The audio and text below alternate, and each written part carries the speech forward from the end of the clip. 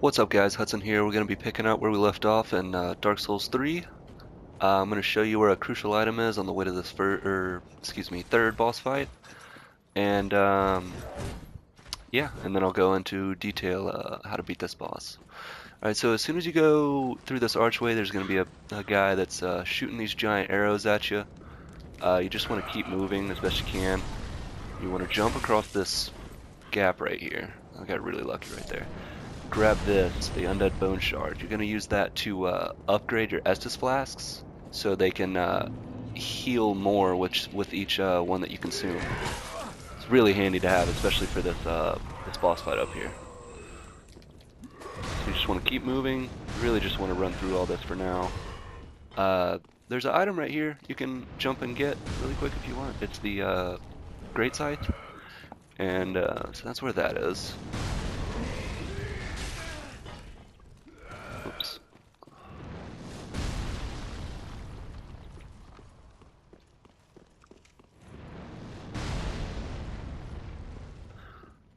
Alright, so you want to open these double doors, and that'll open up a second way to get over to this boss instance.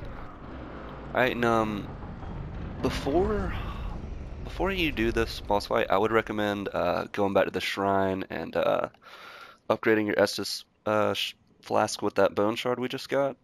And also, if you'll look at my stats, I'd recommend grinding your strength to mine's at 24 and my vigor is at 17, so try to get up around there just by grinding. What I would recommend doing is going back to where you fought Vort, the last ice boss that we fought, and putting your white sign soapstone in front of the fight and helping other people beat him.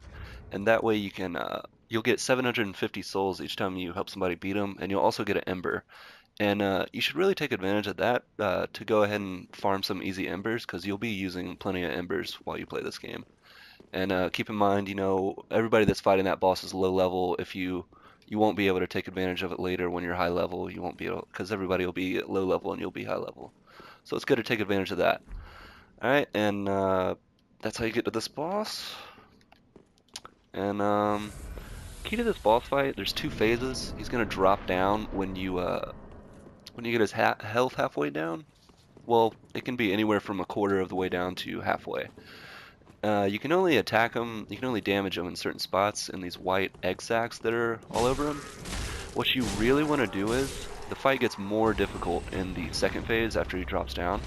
So what you want to do is you want to concentrate on the egg sacs that are along towards the front end of him, because his front end gets more offensive when he drops down. And you don't want to, they'll break after around 7 hits or so, maybe a little more, maybe a little less, depending on if you're two-handing or not.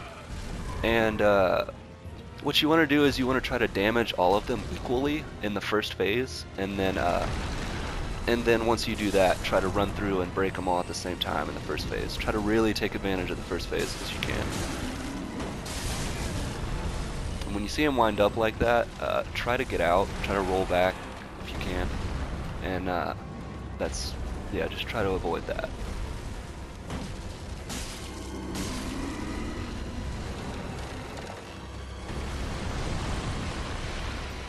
And again, you really need to be patient for this boss fight, and it'll make your life so much easier if you just try to take advantage of the first phase and knock out these more difficult egg sacs.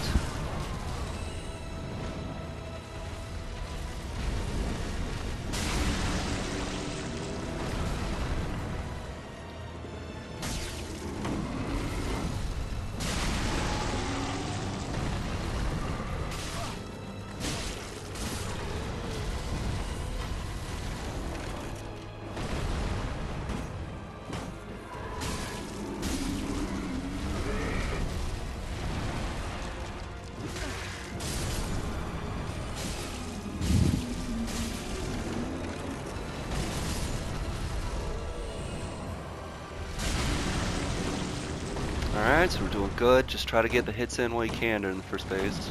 I guess you can't do that one yet. Alright, so now we're gonna drop down. The fight's gonna get a little bit more difficult from here.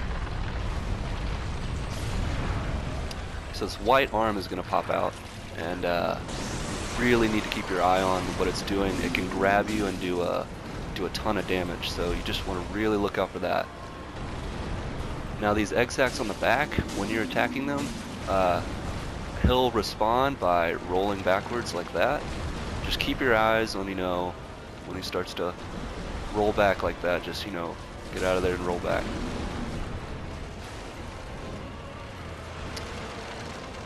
Now if you'll notice, he kind of needs to lean backwards just a little bit in order for you to hit those. So yeah, just take advantage when you can.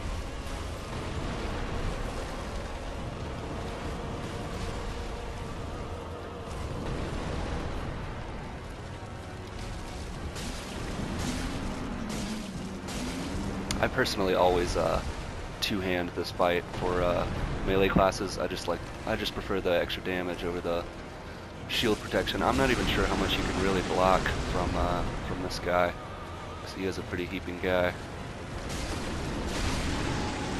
And yeah, that's how you do the Cursed Rotted Greatwood. Not too bad. You just got to prioritize and take advantage, like I said, during that first phase. Yep, hope you enjoyed it. Next bonfire is right over here. Just make sure you grab these items.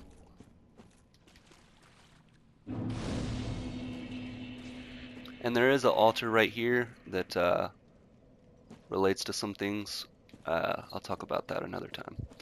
Alright, thanks guys. We'll pick up where we left off in the next video.